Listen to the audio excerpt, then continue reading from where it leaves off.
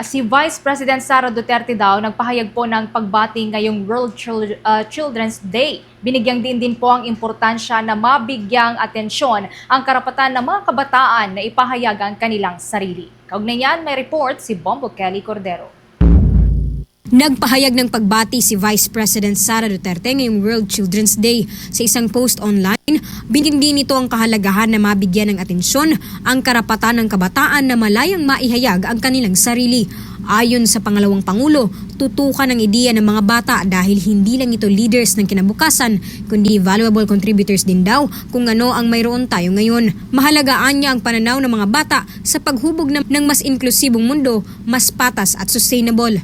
As we listen, let us amplify their voices, recognizing that every child has a right to express themselves and be heard.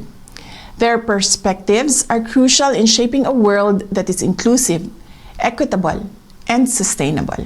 Panawagan ng Vice Presidente na way kumilos ang lahat para sa kapakanan ng kabataan at ng mundong mamanahin ng mga ito. Isang lugar kung saan malayang makakabahagi ang mga bata ng kanilang saloobin at malayang maipahayag ang kanilang damdamin. Mga batang walang takot at malayo sa panganib. Sama-sama tayong lumikha ng mga espasyo kung saan ang mga bata ay makakapagbahagi ng kanilang mga saloobin, malayang maipahayag ang kanilang damdamin, makapagbigay inspirasyon ng pagbabago. Para sa Bombo Network News, Bombo Kelly Cordero nag-uulat para sa #1 and most trusted radio network in the country, Bombo Radio Philippines. Basta Radio, Bombo!